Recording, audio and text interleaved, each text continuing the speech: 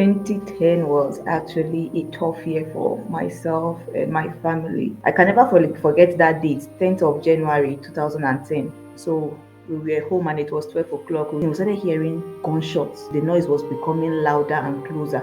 He came back and he said, "We have to leave this place right now." On our way out, we late, but I don't know, by some miracle, we found ourselves in somebody's store. And from the store window, we could see them ravage our home, burn down our house, burn our dad's car, take what they wanted to take as valuables, and we could watch fear, practical fear in our father. Today, Africa Podcast is a podcast series where we interview African entrepreneurs and professionals and share the stories behind their businesses. In each interview, we ask how they got started, how they grew, and how they run their business today. The stories are inspiring and also provide specific advice and insight into starting a business. By sharing these stories, we want to help others get started. I'm Victoria Olabode. I'm the founder of Fovic Empire, a growing agribusiness here in Plateau State, Nigeria, where we are tackling the challenges of food insecurity, unemployment, and climate change. I am currently studying Masters in Business Administration in Ahmadu Bello University, and I'm a sister, a friend, and I found that that's me. You said your journey didn't start on the farm, but in the shadows of a crisis. So tell us what happened in 2010 that reshaped your entire life and destiny. 2010 was actually a tough year for myself and my family. In fact, reliving that memory right now, it's actually tough for me. I can never forget that date, 10th of January 2010. And you know, the culture in Nigeria, almost every church is fasting during that January time. So as kids, we were like, "I want to join in the fast." So our dad was like, "Okay, you guys will join us, but you will break by 12." We were like, "No problem." So we were home and it was 12 o'clock. We were actually excited that we were about to break. So he came back, he prepared tea and bread for us, and then he gave us fruits. He gave us pawpaw from our family garden. It was like, break with the pawpaw first, then you guys can have the tea. Then later you have something solid. And then while we were eating, we started hearing gunshots. We started hearing people throwing stones on roofs. We started hearing windshields breaking. And we were like, "What's going on?" He was like, "Just eat your food. Let me go and see what's going on, and I would come back." When he came back, he said, "Take your younger brother to the toilet. Don't come out till I come back." We were like, "Okay." We were there for about 10 minutes. The noise was becoming louder and closer. He came back and he said, "We have to leave this place right now." It was like, just like that. He said, yes. So on our way out, we late, but I don't know, by some miracle, we found ourselves in somebody's store. And from the store window, we could see them ravage our home, burn down our house, burn our dad's car, take what they wanted to take as valuables, and we could watch fear, practical fear in our father. We were like, okay, the person that is supposed to protect us is afraid. What are we going to do? It was becoming late, and he was like, if we stay here, these guys are going to find us and they are going to kill us. He started making calls. He called his friends, called neighbors. He was able to reach somebody at the end of the day, and the person was able to come with some mobile police guys, and they pulled us out of that store. When these guys saw us coming out of that store, they were mad. They were like, how how were you guys under our nose all this while and we did not see people? It took the intervention of the mobile police for them to let us go. We could actually see that our life was supposed to end that day as kids. So after the whole event, there was nowhere for us to go. The whole just was shut down. The mobile police said, just find somewhere to keep your children. You cannot take them. You cannot move out of Jos. You cannot come in. You cannot go anywhere. So there was already an IDP camp.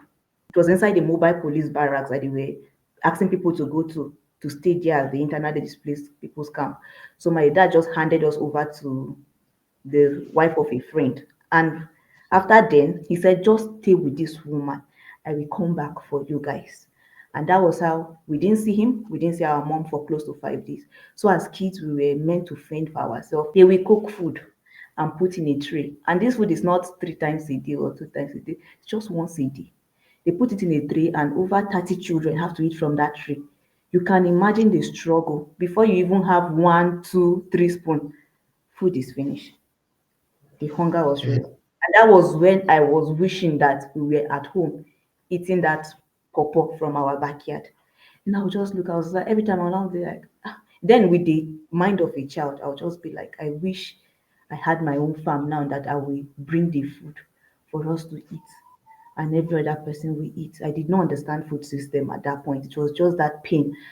And we were hungry. We were hungry. It was not because we were hungry. After 5 days, our mom was able to locate us. She took us to another place.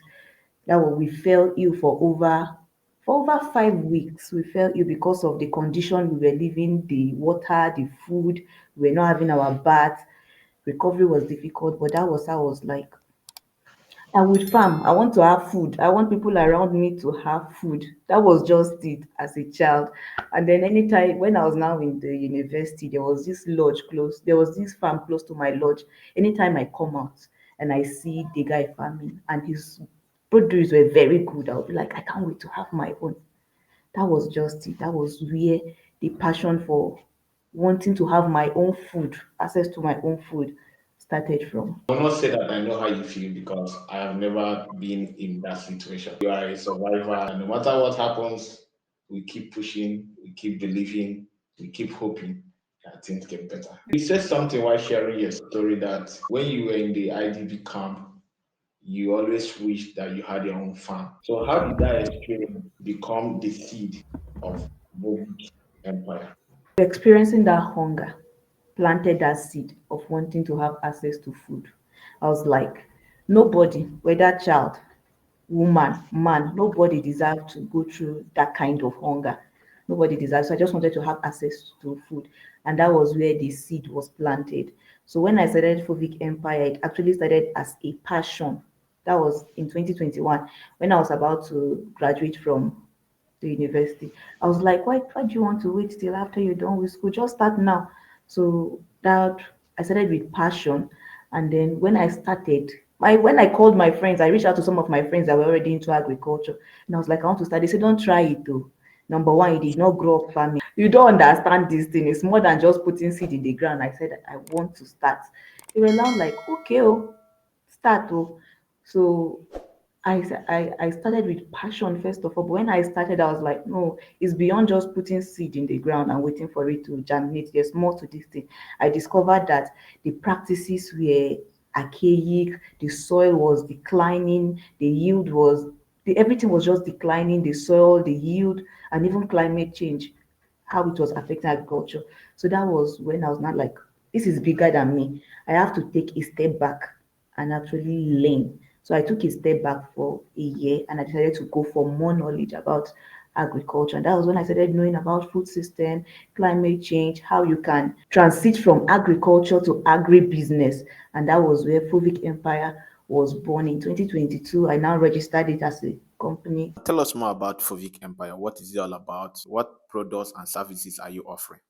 When we started in 2021, we wanted to start with potatoes production because Plateau State is known for potatoes.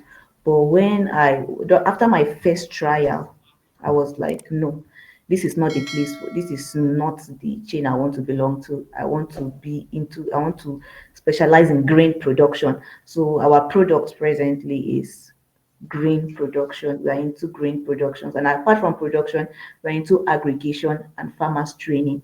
Those are the two things we do. We do production, aggregation, and farmers training. And the farmers training came to be as a result of discovering that actually these farmers they are just using our traditional methods. They don't know about precision. They don't know about climate smart practices, good agronomic practices. I was not like, okay, since I know these things, and then the people around me don't do it, and they are actually suffering loss. Why don't you share this knowledge with them? After the first time, I found out that people were really appreciative and they wanted to know more. So that was how we got into farmers training. You are a farmer and equally an entrepreneur, and you have been able to grow 200 tons of maize and soya beans. So tell us the mindset and system that allowed you operate at this scale? There are two mindsets that actually drives me in these businesses. Number one, you cannot do it alone. You can't do it alone. You have to partner with people, you have to collaborate, you have to build trust. People have to see that okay, you are not here to shortchange them, you are here to actually make things better for them. Now, these over 200 tons, it is not only us that have produced it. The farmers in our circle that we have connected with during our trainings, we have all collectively done this and produced over 200 tons. Presently, this is harvest season for soybeans. We have close to 80 tons of soybeans on ground that are ready for off taking. And that is not only the work of my organization, it is a collective work of the farmers in my circle. Like I told you, aggregation, my production, and then my aggregation from the farmers network I have. While you were speaking, you talked about collaboration. And my question is, how were you able to build this collaboration or collaborations with these farmers in your circle? Okay, during our farmers training, some of them, they will raise question like, okay, you said we should do this, we should do that, we should do that. When we are able to do all of this, most of the time we will not get gain from what we're actually doing. We actually be at a loss. So how do we, after incorporating all these things you have told us to do, how do we make gain out of this? That was when the idea of aggregation actually came from. Okay, let's create market access for these people. Before I accepted that, okay, I'm going to be a middleman or create market access, I was like, I asked some people around me, what do you think about this? They say, start it small, gain trust from one, two, three people. Then from that, they will sell the idea to other people. So I started small. Somebody would bring 10 bags, somebody will bring 5 bags, and they will be like, this is. I would be like, no, don't sell it like this, sell it like this, and this is how we do it. And then they make a little more profit from what they were actually making before. And then they'll be like, go and meet this sister. Oh, she knows who we buy at a good rate. Go and meet this person. She knows who, and that's how it has been growing. Even as at last week, I was called from Kaduna State that we have products on ground. I traveled on Saturday to go and see it, and on Sunday I traveled to Bauchi to go and see some products. So we have been growing trust. You are not just a farmer based in Plateau State. You're a farmer with connections in other states like Kaduna and Bauchi. And for you to have such connections or such network, there are some strategies in place. So tell us, what marketing strategies did you use to break into the market? There's no plenty grammar for that one. I would sound very simple. I decided that this is my niche. My niche is processors. I'm not selling to the market, I'm selling to processors. So I took my time to start looking out for processors that need these things in large numbers, in large tones. So I started joining group chats, Facebook group chats, WhatsApp group chats, and a lot of platform where I know there will be processors that will be in need of this. So it's just a simple thing. When I have a good number, I go to these platforms and I say, I have so number of at this price. Come and pick up. Come and pick up. For now, I don't do delivery. You just come and pick up yourself. And then they will reach out to me, okay, where send us your address. We are coming to see what you have. So that is how it has been all this while. One of the things you do is training, and you have trained over 200 farmers and supported over 1,000 women and youth in the agribusiness. So tell us the story that has stayed with you the most since you started this training. In fact, yesterday, the person in the story reached out to me. I was like, thank you very much. She's Auntie Mary. I was actually looking out for subsidized fertilizer for production last year because you know how expensive fertilizer is right now. So I was just in the market trying to buy some stuff for the farm, and then somebody was like, what are you doing here? I was like, I want to buy things for my farm. It was like, you farm, I don't understand. What are you doing on the farm? Like they expect me to be doing something fancy. I was like, that is what I do. It was not like, okay, have you gotten fertilizer? I was like, no. It was not like I'll connect you to somebody who has access to subsidized fertilizer. So I was not like, okay. He connected me to Auntie Mary. So after doing business with Auntie Mary first, second, third time, she opened up to me and she said, in this business, she makes less than 20,000 naira a month. And it's not actually sustaining her. If there's any way she can join me and it's going to help her. I was not like, no problem. I would talk to my team and then we'll say I'll bring you in. And she has been very instrumental since she joined because she's good with Birom dialect, Hausa, and Magavu. So most of the time when we want to go into these interior villages that we know communication would be difficult, she will go to us when we do our aggregation or we do our training or we do something. She actually has a court. So yesterday when she reached out to me, she was like, I am happy to be on this team. It has actually helped me. And then I'm even thinking of even starting a little outfit for myself. I was like, good, congratulations. Today we were supposed to travel to Bauchi together to meet some of our farmers. And because of this interview, I was like, can you go for us? She was like, why not? And she's in Bauchi right now doing her thing. And I'm here. So that's one story that have stuck with me. That's one story that motivates me when I'm like, this thing is becoming difficult. Then I remember people like Auntie Mary in my circle and I stay put. Agriculture is something that is close to my heart, probably due to I grew up seeing my dad engaged in farming, but not in commercial level. So let's talk more about your work. So how do you ensure that your work reaches not just the farmers, but the physically challenged and other excluded groups in the society? There's actually a backstory to this. When I started in 2021, one of my friends that I reached out to, and I was like, I want to start farming. It was not like, okay, my dad has a very large expanse of land in Basa. Basa is a local government in Plateau State. I was not like, okay, take me there. When I saw the land, I was overwhelmed. I was like, who is going to farm this place? It was just like, choose a portion. Then I will share the rest to my family members. I was not like, okay, I chose a very small portion, like half a plot. He was not like, are you sure that's what you want? I said, I'm just starting. I don't want to go beyond my capacity. I was not like, so what about labor? How do I get labor? How do I? He was like, I have done what I can do for you. You see, labor, you're on your own. I was pestering him for labor, and then he said, go to, there's a school there. There's school of the deaf. That's what they call the school of the deaf, just in front of the farmland. It was like going to this school. Most of their alumni are looking for work. So the teachers will connect you to some of these their ex-students and then they'll come and work for you. I was not like, okay. So I went into the school and I think I met the school accountant or somebody and I said, sir, I was told that your student can work for me. So I'm looking for, so it was like, we're not going to give you our students or our ex-students, just go and find your labor. People have come here, asked for our students to work for them. They don't pay them, they don't return our tools. In fact, they have been harassed because of their challenges and a lot of things.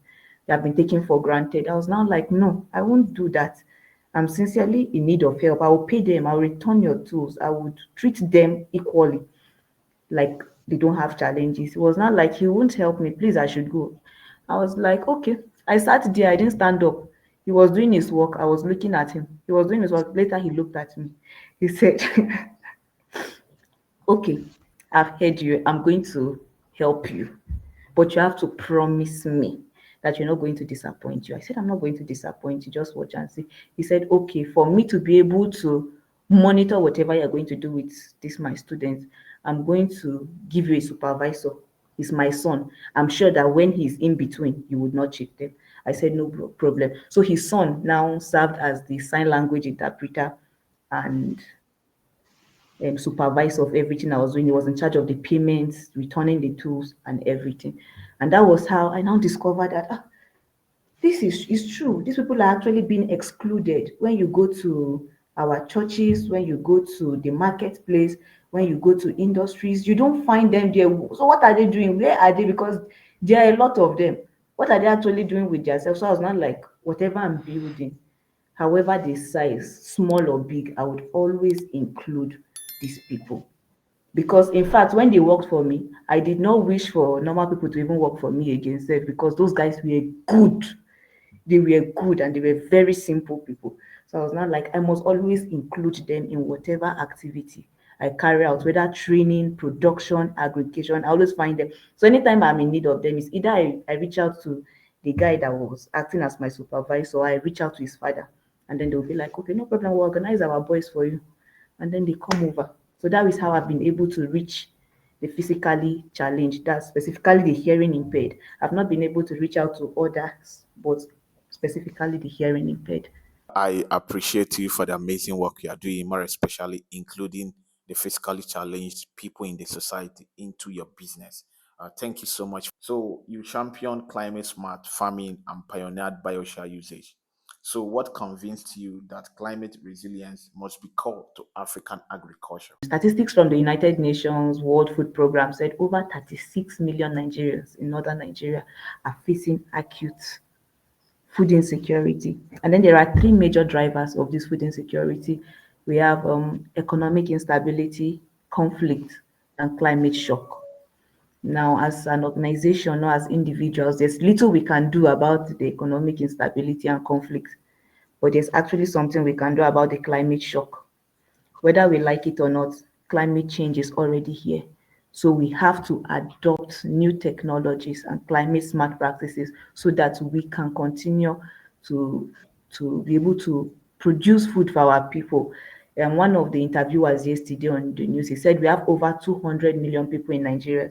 How many countries are we going to be able to import from to be able to feed Nigeria if we want to continue importing food? So we have to make sure our people are able to produce food for themselves, and then adapting to this climate change, becoming climate change resilient is very, very important for our Nigerian farmers today. We can see that the Sahel is eating up the north, the water is declining, desertification, our soils are degrading, the yields are declining.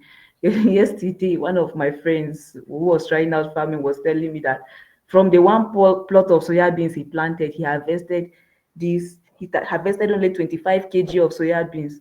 And I laughed. It was like, that was terrible. I said, it's part of the climate shock. There were so many things you didn't put in place, and that was why you experienced what you experienced. But for Nigerian farmers to actually thrive right now, we have to adapt climate smart practices. Biochar is still new to many farmers here in Nigeria. So, why is it needed, or why do we need it for our soil and food security? Actually, biochar has so many benefits to the soil and to climate. I used to refer to the soil as a car. When you are always using that car without servicing it, it's going to break down at some point, that the repair is going to be too expensive, or you might not be able to get that car back anymore. You will need to get a new one. When I started in 2021, I wanted to plant in a particular portion, and I was told, don't plant there, oh, you're not going to yield anything. I was not like, okay, so, but people have been planting there. They were now like, yes, but the soil is now dead. So one of the things that biochar can actually do for you on that farm is to revitalize that soil, bring it back to life. If some of our farmers in far north that are already experiencing desertification can incorporate biochar into their farming process, it's actually going to revitalize the soil. Biochar helps with soil fertility, it helps with water retention, it helps with root structure and carbon sequestration. These are the benefits of biochar, and it's actually very healthy for the soil and even for the food you're planting. So biochar is very important. And then I like to say this, that some of these things we're doing right now, composting, biochar production, are actually old practices that we have actually forgotten about.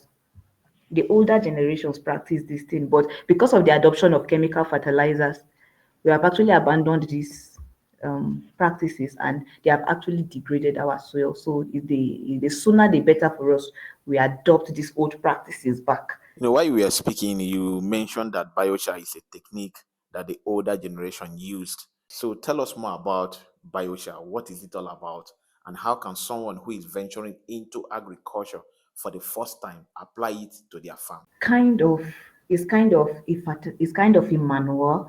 It's kind of something you can use to mulch your farm. In fact, it's very diverse, but it's very rich.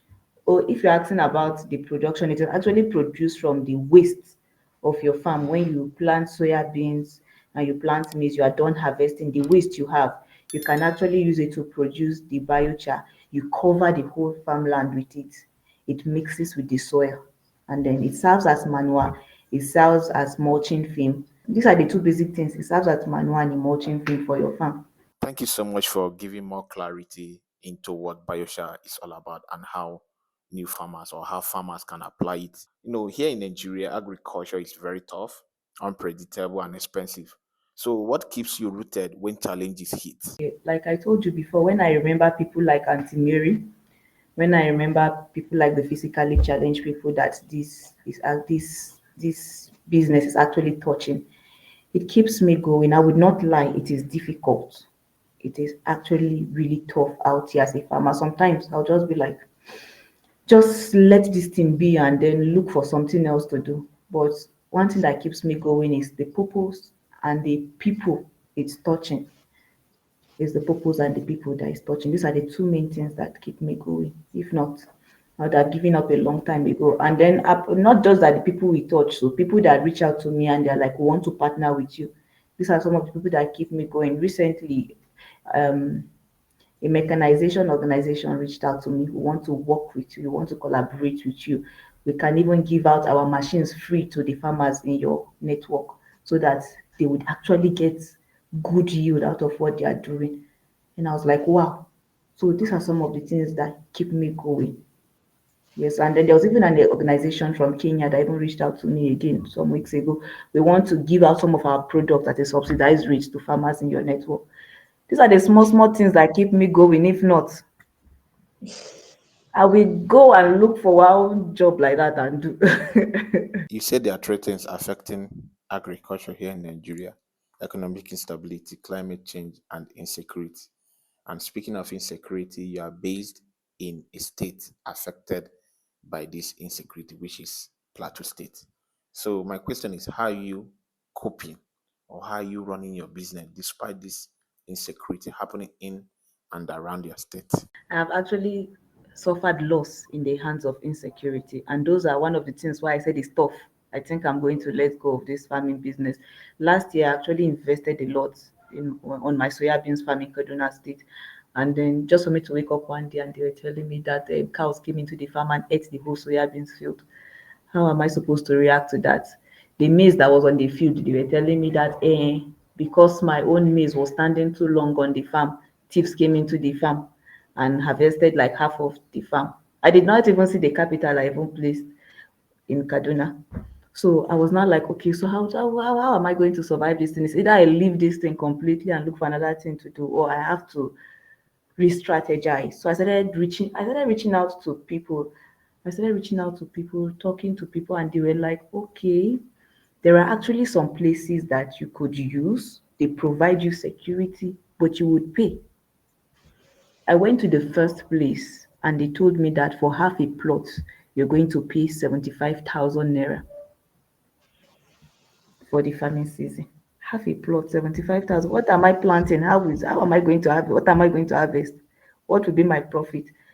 I said, okay, just be on standby. Let me look for another place. I looked for another place. They were like, okay, for us, a plot is 15,000 naira. I was not like, okay, understandable. So for now, what I'm doing that is actually helping me, it's actually shielding me from this insecurity because people are actually losing their crops.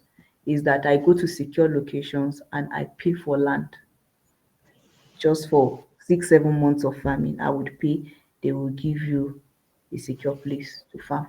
If not for that, I would not risk putting capital into production in this insecurity issue. You can even in like some places like Zamfara, people are asked to pay 5 million naira ransom for their crops. They will ransom their crops. So if not for this secure location that I have right now, I would not even venture. I would not try it. Let's talk about the mindset shift that every aspiring African farmer needs to have. So, what is the one mindset shift that every aspiring African farmer must embrace to survive climate change? One mindset shift every aspiring farmer should have is move from agriculture to agribusiness. Shift your mind that is agriculture. Think about it as a business. If you continue to think of agriculture as a culture, a way of life, how we do things, we don't apply biochar. We are not going to adopt it. Here, here we don't do mulching. We are not going to adopt it. You're actually going to fail at it because seasons are changing, climate is changing, everything. In fact, before when I started, just 5 years back that I started, normally the rainy season is from April to September. But right now, the rainy season has shifted. So you have to open up your mind and say, okay, I'm not practicing this as agriculture anymore. I'm practicing it as agribusiness. I'm going to have proper financial records. I'm going to have proper documentation of every partnership. Everything has to be has to be like a business.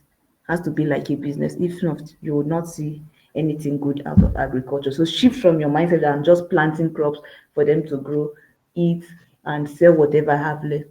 Work as if it's a business. That's the mindset shift you have to have. And then you have to be open to adapt new technology. Let's talk about technology like you just mentioned. So, how has technology played a role in your business? When people say technology, they feel like it's one mighty something you have to have on your farm for it to be technology. No, it doesn't have to be that. It could be just simple tools that would be introduced to you, simple apps on your phone. Like there's this distance and area app on my phone. If you tell me that I'm giving you 5 hectares of land, people just believe blindly, okay, this Baba is giving me 5 hectares of land. I'm going to expect 100 bags from there. Sometimes it's a lie because of your eye. It's a large expanse of land. You believe it is 5 hectares. So with that simple app on my phone, you could walk and it will calculate everything for you, and you know specifically how many hectares you are planting on, and then from your knowledge of agriculture you know what to expect from those hectares. That is simple technology. Other small ingenuity that people do just to make sure, okay, for maize you're supposed to have 25 centimeter between each seed. Most of our farmers, they don't know this. They just plant here, they use their brain here. They are simple tools you could fabricate, simple tools you could have that would be 25 centimeters apart, so they plant precisely, so that you have a good plant population on your farm. Just simple technologies. They don't have to be the big tractors or the big seed planters. Simple things you could just adapt on your farm. There was one time I went for a training on agriculture, and this farm, I think the farm is close to, it's more than 50 hectares. So I was expecting for somebody to have this kind of farm, he should have money to install irrigation machine on his farm. The person did not install irrigation lines on his farm. What he was using was broken jerry cans. So they punch holes in the jerry can, they fill it and keep it next to they are growing palms. So they put it next to every palm tree, and then for a whole day there's little water dripping from that jerry can. Those are just simple technologies, simple things, simple ideas you could just adapt on your farm to make things easy for you. It must not be the big things people are talking about. As a member of Yali and Phobis Bieluke, how have these global communities shaped your leadership? I'm going to speak specifically about Yali. That community has really done something to my mind. Before I joined Yali, I was thinking local. Let's have these local people. Let's just be here. Let's do these things small. Let's not shout. But when I joined Yali, they were like, shout, oh, shout. That is how you will see funding. That is how you will meet international buyers. That's how you will get good connections to do this thing. And then they actually trained us in agriculture, and then they trained us in agribusiness. So you would now find out how to merge the two. So it actually changed my mindset. They were the ones that actually took me to some of these farms I visited, and I saw some wonderful innovation people were doing on their farm. That was like, ah. So simple things like this could actually be helpful. So this community helped me, and it helped me to connect with a lot of people that will be like, ah, these people, are they angels? Have from where are they having all these wonderful ideas? So you connect to people that would help your business grow. So I really appreciate Yali, and for every other community I belong to, African food change makers, Afan and the rest, YPAD. They have done a lot to expand my reach. You can start locally, but you should think globally. So the journey of entrepreneurship is filled with challenges and equally failures. So tell us how you were able to overcome the challenges that have come your way? Being on this kind of program, I'm supposed to try and be as posh as possible, but I'm going to be truthful. When some of these challenges come and they hit me hard, first of all, I will sit down and cry my eyes out. When I cry, my head will be clear. Then I'll start thinking, who do I meet? Who do I talk to? Who do I reach out to? There are mentors I reach out to. There are bigger people in the industry I reach out to. They said, I think it's Isaac Newton that said, it's where I am today is because I rode on the shoulders of those that have gone ahead of me. So I reach out to these people and I tell them, this is the challenge I'm going through. What do you think I should do about this? Who do you think I should meet about the situation? And they're always willing to help. They're always willing to reach out to people for me. They're always willing to help me out. So some of these challenges that come my way, they'll be like, okay, don't do it this way. Do it this way. Don't do it like this. Do it like this. And one of the major ways I've been able to scale all these challenges is because of the people that are ahead of me, that are willing to tell me you're not doing this the right way. Do it like this. This is how you face this challenge. Like the challenge of secure land I was talking about, it was someone ahead of me that I reached out to, and they were like, okay, go to this organization and you will get land there. So that's how I've been able to scale all these challenges that have come my way. Where do you see your business, Fovic Empire, in the next 5 years? Very interesting question. We don't want to end as producers and just aggregators. We actually want to venture into processing and exporting too, because you always hear this annoying cliche talk that the farther away you are from the soil, the more money you make. Yeah, we're there with the soil for now. Then we would venture into agri-processing and export. In fact, this morning, Afri Bank invited me to come and showcase my products on their online platform. So from there, international doors for exports will start opening up. So we are thinking of, in 5 years, we're thinking of branching into agri-processing and exporting. And then we'll also want to have climate smart training facility for those living with disabilities. We are working towards that. We have not gotten the blueprint completely, but in 5 years' time, we should have a facility like that caters for these people. We should have trained more than 10,000 farmers in climate smart farming practices by then. And then we hope to create a digital platform for market access to, where the farmers can by themselves reach out to buyers. So these are the plans we have for the next 5 years. What lesson have you learned so far in your journey as an entrepreneur? One of the major lessons I've learned is that start with what you have. That 2021, when I started, it was actually 45,000 naira that I started with for the labor, the seed, transportation, fertilizer, everything. So it was 45,000 naira. I was like, okay, let me just start. And from there, somebody will be like, okay, I will give you the seed as a subsidized rate. Okay.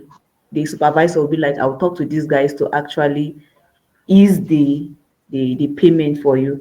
I will do this, and I started with what I had. So you don't need to have it 100% for you to start. Just start with what you have.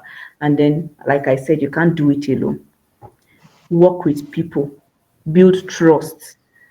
Work with people. These two things are actually going to take you far in your agribusiness journey. Start with what you have and work with people. What advice would you give to others who want to start their own business? At the beginning, it's tough. You have to put on a tough skin because you're going to be experiencing a lot of challenges. Put on a tough skin, and then in 2-3 years' time, it's going to become lighter for you. And then if you're starting, for me, I would say start small, especially if you did not grow up in a farming environment. Start with demonstration, start with learning about your market access, start small, and then with time, you can expand. Today Africa Podcast is a podcast series where we interview African entrepreneurs and professionals and share the stories behind their businesses. In each interview, we ask how they got started, how they grew, and how they run their business today. The stories are inspiring and also provide specific advice and insight into starting a business. By sharing these stories, we want to help others get started.